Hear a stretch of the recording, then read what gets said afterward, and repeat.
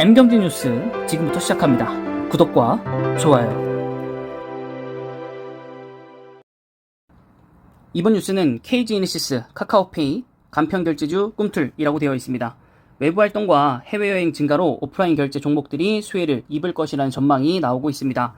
전자지급 결제 종목들은 코로나19 사태로 대표적인 수혜주로 분류가 되었었습니다. 재택근무, 집콕 등이 비대면 활동이 늘면서 온라인 쇼핑 결제액이 급증했기 때문이죠.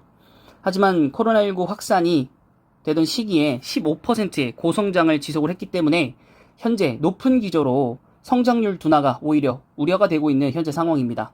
자, 오프라인 결제 위주의 전자지급 결제 및 소비자 금융 종목들이 하반기에 좋은 퍼포먼스를 보일 것이라는 전망도 보여지고 있습니다. 리오프닝 기조가 본격화되면서 온라인에서 오프라인으로 활동 전환으로 인해서 카드 사용 금액이 또한 증가할 것이라는 것이죠. 해외여행 수요 급증에 따른 글로벌 여행사 거래 대금이 증가도 기대가 되고요. 대형 OTA 가맹점을 보유하고 있는 전자지급 결제사의 전체 거래대금의 3%에서 5% 정도 추가 증가할 것이라고 보고 있고, 지급결제업 내에서 결제 방식도 점차 간편결제로 변화하고 있기 때문에 전자지급 결제 종목은 온오프라인 관계없이 결제 프로세스에 관여하게 되게 됩니다. 전자지급 결제 영업 환경상 하반기에는 오프라인 관련 결제 비중이 증가할 수 있는 기업과 성장세에 비해서 과도한 밸류에이션 하락이 발생한 기업의 매력도가 높아질 것입니다. 그 중에 바로 하나가 NHN 한국사이버결제이고요. 고성장이 지속이 되고 있고 거래대금이 여전히 20% 수준으로 유지되고 있습니다. 또한 KG이니시스도 거론되고 있는데 일본 내 1위 전자지급 결제사인 GMO와 독점 파트너 계약을 맺고요. 일본 내 주요 결제 수단을 제공하고 있습니다. 다만 KG 그룹 자체가 쌍용차와 함께 컨소시엄을 구성해서 이미 주가가 한 차례 좀 상승을 했었던 전적이 있기 때문에 그것 때문에 뭐 주가가 좀 생각보다 움직이지 않을 가능성도 있기는 합니다. 자, 마지막으로는 이제 라이스 정보통신과 카카오페이가 거론이 되고 있습니다. 자, 카드 거래 처리 건수 증가로 인해서 2분기 실적이 성장할 것으로 보고 있고, 카카오페이 같은 경우에는 5월 총 결제 금액이 처음으로 10조 원을 넘었기 때문에 이것과 더불어서 송금 서비스, 결제, 금융 서비스 증가가 실적을 견인할 것이다 라고 좀 보고 있습니다.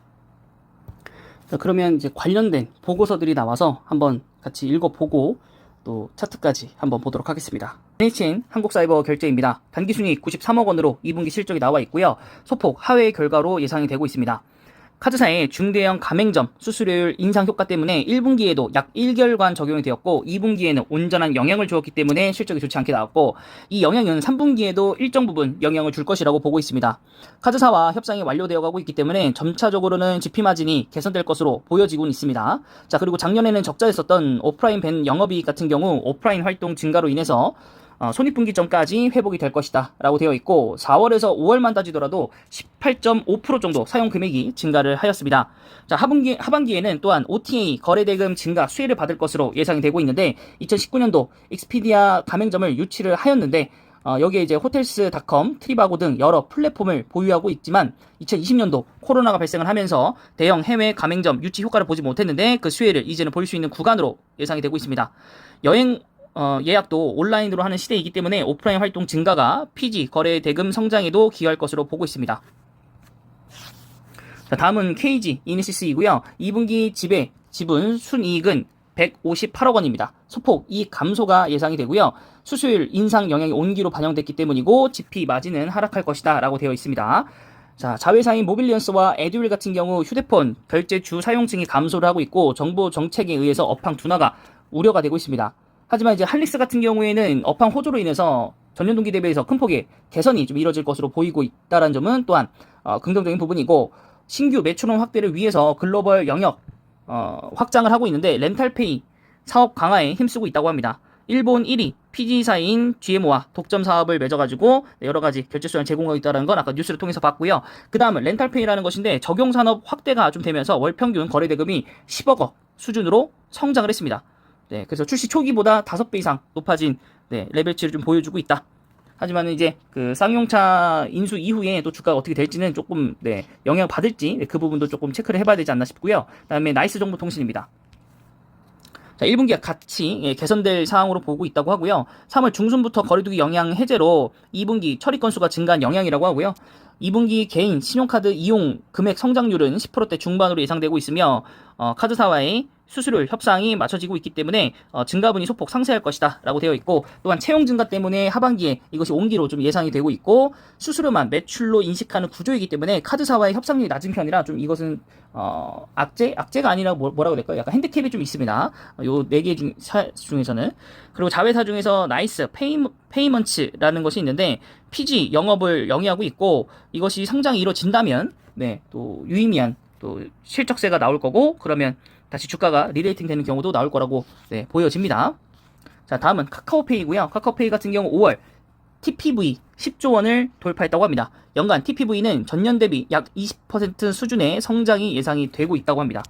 자, 보험 상품의 흥행에 주목해야 한다고 하고요. 자동차 보험보다는 여행자 보험, 펫보험 등 미니 보험 위주로 상품 출시가 예상이 되고 있습니다. 자, 미니 보험을 통해서 확보한 고객에게 마진이 높은 상품을 팔기 시작하는 시기라고 판단이 되고 있고, 1분기 MAU 같은 경우 2,160만 명을 꾸준히 성장하고 있고, 전체 TPV 금융 서비스 비중이 더욱더 중요한 지표로 이제는 판단이 되어져야 되는 상황으로 가고 있습니다. 자, 그래서 이제 개괄적인 회사들마다의 내용들을 좀 읽어봤는데, 우선 나이스정보통신은 조금 여기 4개 중에서는 제일 마지막 단이라고 좀 생각이 들고요. KG이니시스도 이미 한번 상승폭이 나왔기 때문에 조금 그런데, 그러면 결국에는 이제 카카오페이 아니면 NHN 한국사이버결제가 그나마 나아질 거라고 좀 보고 있는데, 우선 지금 코로나가 다시 한번 더블딥까지 나오면서 지금 다시 거리두기 얘기도 나오고 있고, 어떻게 해야 되냐 막 설왕설래하고 있고, 실질적으로 이제 다시 주변에서 다시 코로나 확진자가 한 명씩 이제 나오고 있는 상황이기 때문에, 물론 증상은 심하지 않은 것 같지만,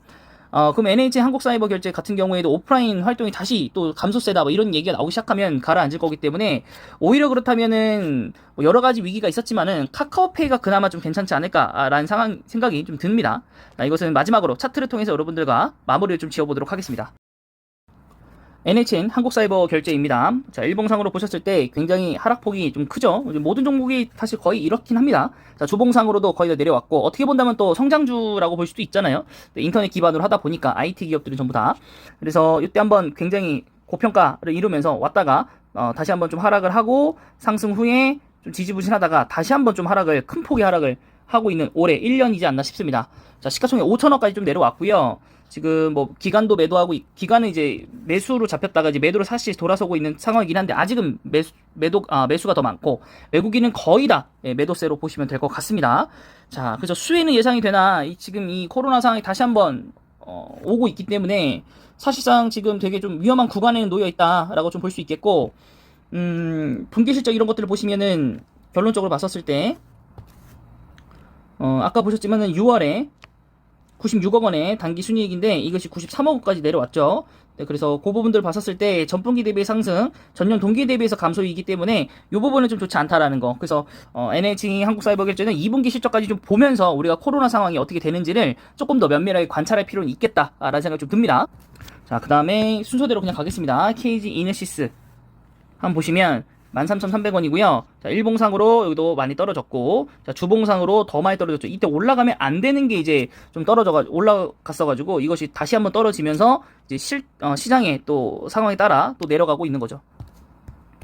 자, 월봉 같은 경우 보시면, 정말 큰 폭으로 떨어졌죠. 시가총액 3천억 정도 되는 코스닥 상장사이고, 그나마 이제 수급 현상은 좀 나쁘진 않아요. 나쁘진 않고, 물론 이제 기간이 조금 좀 팔고 있다라는 게 조금 리스크이긴 하지만은, 그래도 외국인에서 아직도 여전히 많이 담고 있기 때문에 그 부분은 좀 괜찮은 것 같고, 그래서 여기 보시면은 2분기 같은 경우 보시더라도, 그래서 전분기 대비 상승, 전년 동기 대비해서 소폭 감소, 그런 부분들이 있긴 한데, 그래도 뭐 실적 부분 나쁘지는 않아요. 나쁘지는 않은데 지금 조금 살펴볼 필요는 좀 있습니다. 여러 가지로 아직 조금은 위험한 게 있으니까. 그 다음에 이제 사람들이 관심 거의 없는 나이스 정보통신 평가 정보 아니죠? 평가 정보 아니죠? 나이스 정보통신이죠.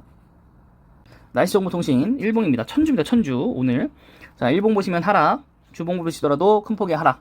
그 다음에 월봉도 큰 폭의 좀 하락. 그 바닥 구간은 아직은 도달하지 못한 것 같긴 합니다.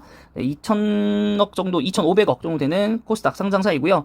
호가창이 조금 지저분하긴 하네요. 매수채도 그렇게 큰 폭으로 들어오진 않고, 네, 뭐 실적 부분들은 뭐 괜찮게 보이긴 합니다. 괜찮게 보이긴 하는데 워낙 관심이 없어가지고 네, 그 부분이 조금 네 안타깝죠. 자, 마지막은 카카오페이입니다. 자, 시장에서 이제 신뢰도를 좀 잃었기 때문에 좀 아쉽긴 한데 10만 주로 여기도 거래량 되게 많이 줄었어요. 그죠? 자, 주봉상으로 보실 때도 고점 찍고 나서 다이렉트 하락이라고 거의 보시더라도 무방할 것 같고 월봉상으로도 네, 정말 많이 떨어졌어요.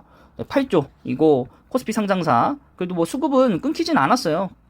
수급 끊기진 않았는데 이 외국인이 매도이긴 하네요. 네, 보니까 네, 외국인이 매도이긴 합니다. 네, 그거 이외에 좀 실적이 좋진 않고, 근데 3분기부터 보험 이런 것들이 나올 거기 때문에 여기도 마찬가지. 2분기 실적을 보고 나서 좀 대응을 좀 하는 영역으로 가시면 될 것 같고, 뭐 그래도 아직 뭐 카카오 대주주는 팔진 않았으니까 네, 뭐그 부분 좀 위안을 삼아야 되지 않을까라는 좀 생각이 들고요. 여러 가지 좀 문제는 있었지만은 다시 올라가야지만 되지 않겠습니까? 그래서 좀 보유자분들은 손실 좀 크시겠지만은 물타기를 할 수밖에 없는 실정일 것 같고 신규 매수자분들 같은 경우에는 꼭 2분기 실적까지 확인을 하시고 나서 매수에 들어가시면 좋은 결과 나오지 않을까 싶습니다. 네, 이번 영상은 여기까지입니다.